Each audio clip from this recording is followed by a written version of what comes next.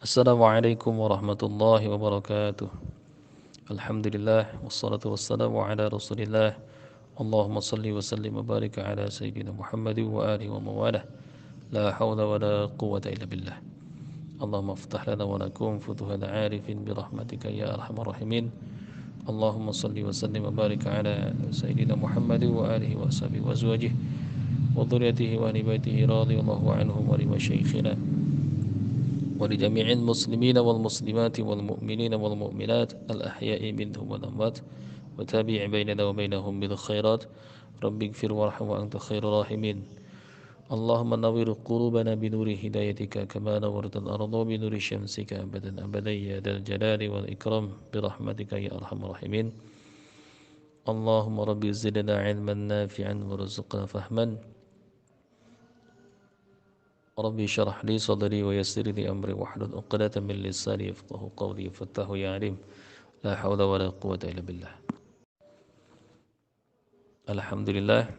Baik ikhwah, mari kita lanjutkan bahasan kita yang kemarin, yaitu bagaimana cara meruqyah. Dan tema kali ini insyaallah sama seperti kemarin, hanya melanjutkan saja dan lebih ke titik berat,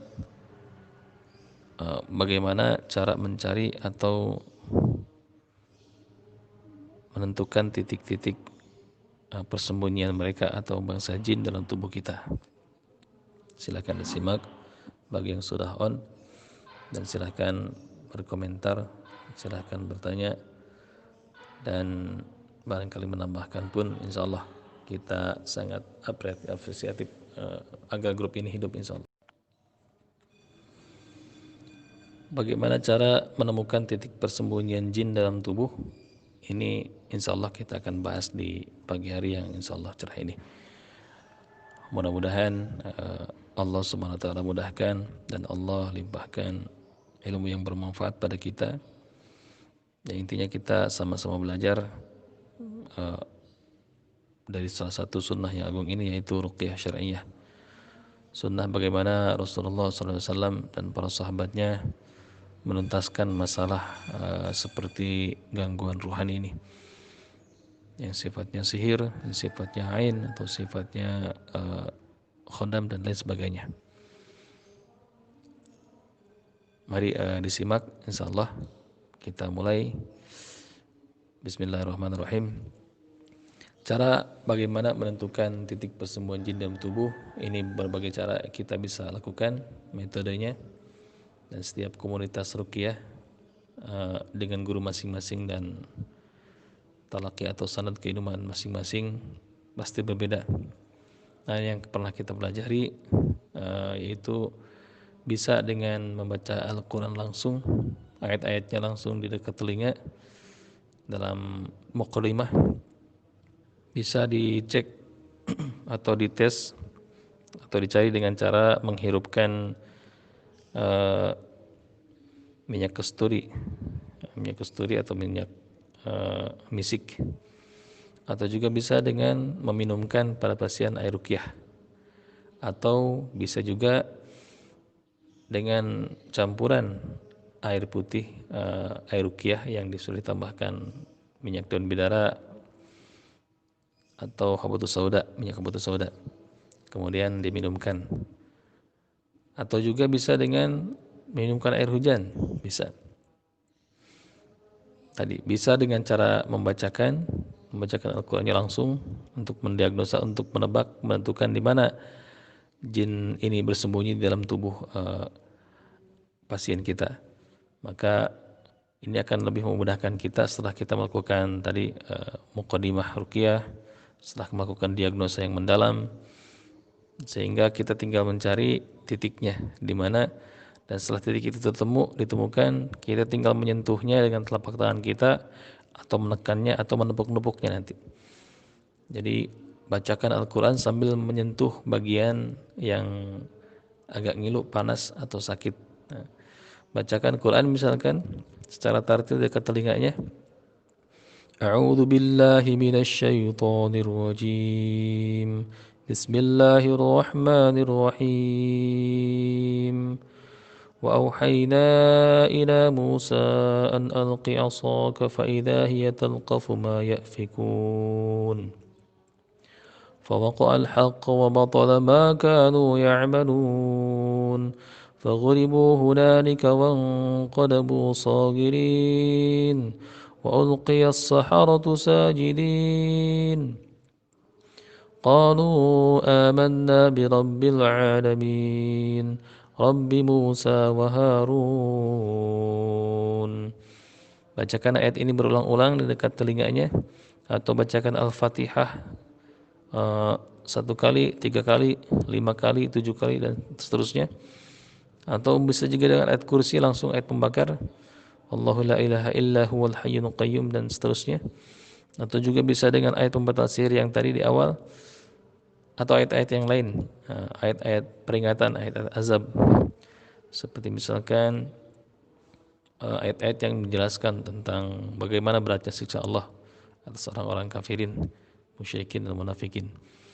Ini akan mengusik mereka, dan nanti ada di titik-titik tubuh tertentu, seperti di kepala misalkan pening, pusing, ngilu, atau panas, atau di bagian punggung, atau di bagian perut. Nah, titik inilah yang sebetulnya mereka tinggal. Jin-jin keturunan misalkan dia tinggal di area punggung, melikat tulang ekor. Maka atau misalkan jin sihir dia tinggal di area perut misalkan, atau di kaki, di betis. Dan bisa juga jin-jin khodam, jin penjagaan, kanuragan, dia tinggal di area dada. Atau juga misalkan ada yang di tangan bergetar, telapak kaki dan sebagainya. Ini ketika kita bacakan ayat Quran, ayat ruqyah berulang-ulang terus sebagai peringatan dengan niat kita meruqyah, maka ada titik tersebut, dari area tersebut panas, ngilu, atau ada terjadi perubahan, ada rasa-rasa yang berbeda. Kita bacakan dulu sekitar 15 menitan. Setelah kita bacakan, kita kembali tanyakan kepada pasien kita apa yang dirasakan. Ada area panas, area mana, atau sakit sebelah mana. Dan upayakan marki kita ini berbicara jujur, tidak tertutup. Artian perlunya kerjasama antara marki dengan roki, yang dirukyah dengan yang merukyah. Tanyakan kepadanya area mana yang sakit. Misalkan dia mengeluhkan kepala saya pening, maka sentuh dengan tangan kita area kepala. Atau dada saya antara ulu hati dengan perut yang sakit, berarti di sana tempatnya. Ini tenaga dalam biasanya. Tempelkan tangan kita di sana, tempelkan tangan kita di sana, atau tekan. Nah, di titik-titiknya kita bisa langsung tekan di area-area yang dimana ketika kita bacakan ayat Quran dan mereka merasakan sensasi panas atau ngilu dan lain sebagainya, sentuhkan tangan kita di sana. Ini sudah tidak bisa lari lagi mereka. Begitu pula kalau misalkan kita mengecek miom, kista, atau kanker atau apapun, atau rasa sakit, apakah ini karena medis atau non medis, kita bisa dengan mengujinya dengan cara ini, metode ini. Antum semua bisa bacakan Quran, lalu tiupkan ke telapak tangan dan tempelkan di tangan, atau kita bacakan kepada orang lain dan orang tersebut merasakan sakit yang sangat di area yang sering sakit. Nah, tempelkan. Kalau misalkan sakit ini berpindah, maka itu otomatis gangguan non medis atau gangguan jin. Kalau misalkan sakit itu tidak berpindah, ada 2 kemungkinan nanti.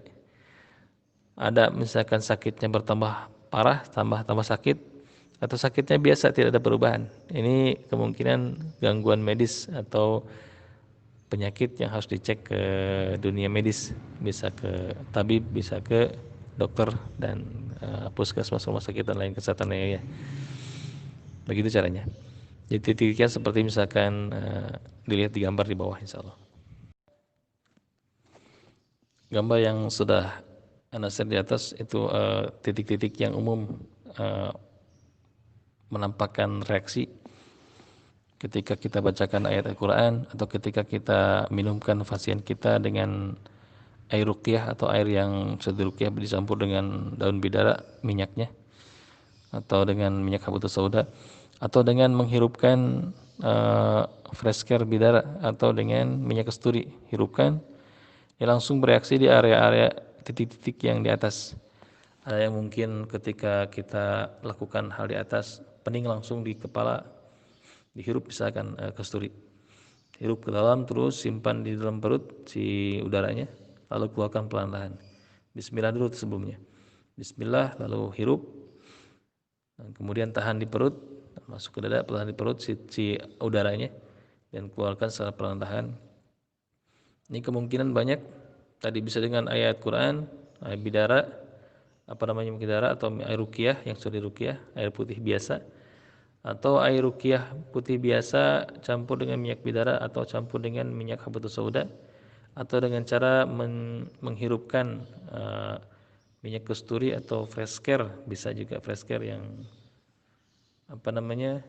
fresh care bidara yang berhubungan dengan dunia ruqyah.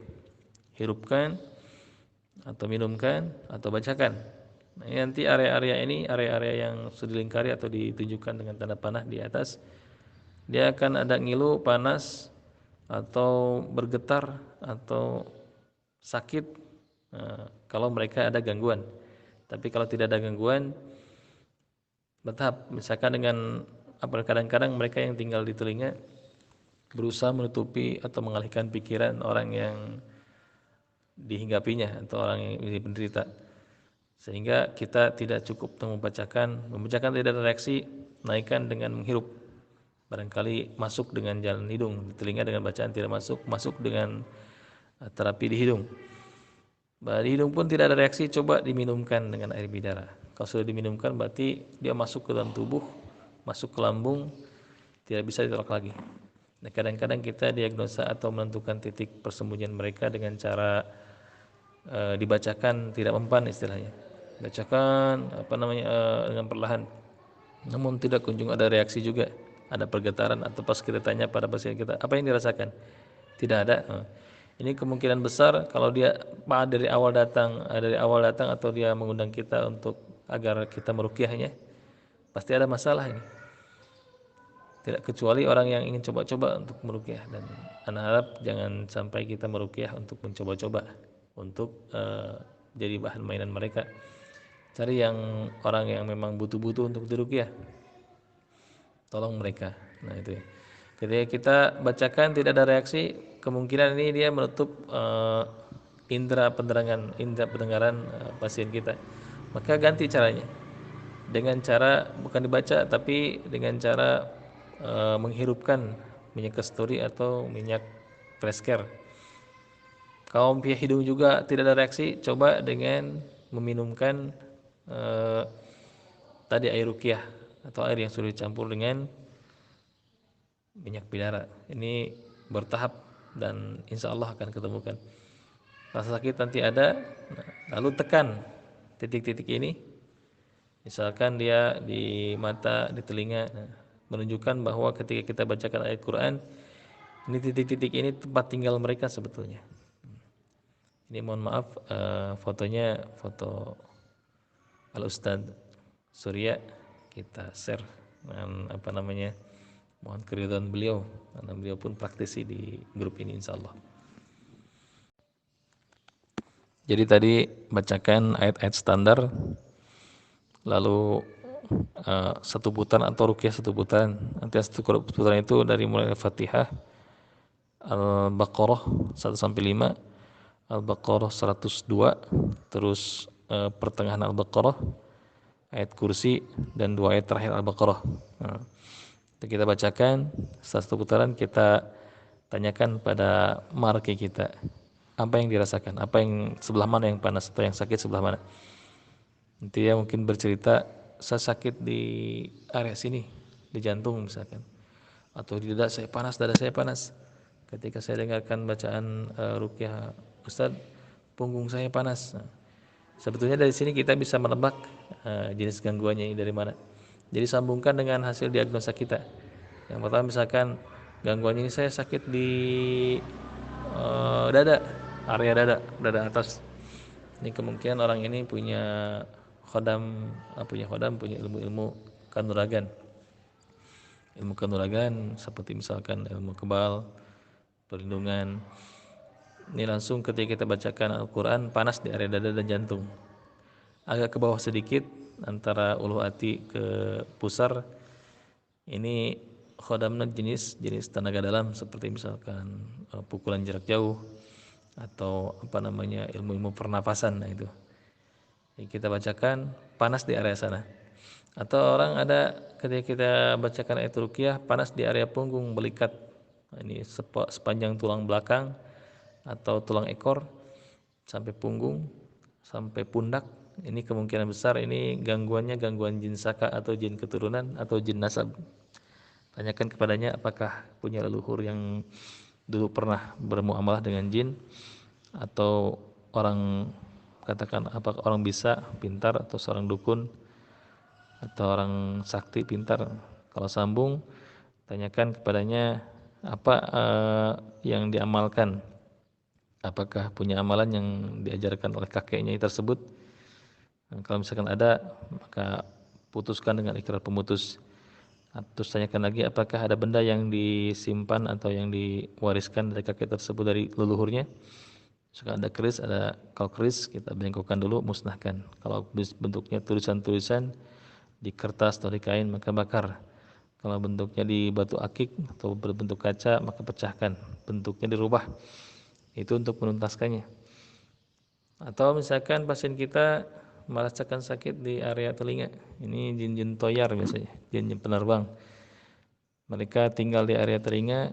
Ini khusus untuk mereka yang bisa, katanya bisa menebak, bisa menerawang, bisa mengetahui hal-hal gaib, seperti misalkan bisa mengetahui isi hati orang dan lain sebagainya. Tinggal di area telinga. Caranya bagaimana? Nanti sentuh. Nanti lihat gambar kembali. Sentuh area-area ini dengan cara ditekan, dengan cara tentu biasa. Awas.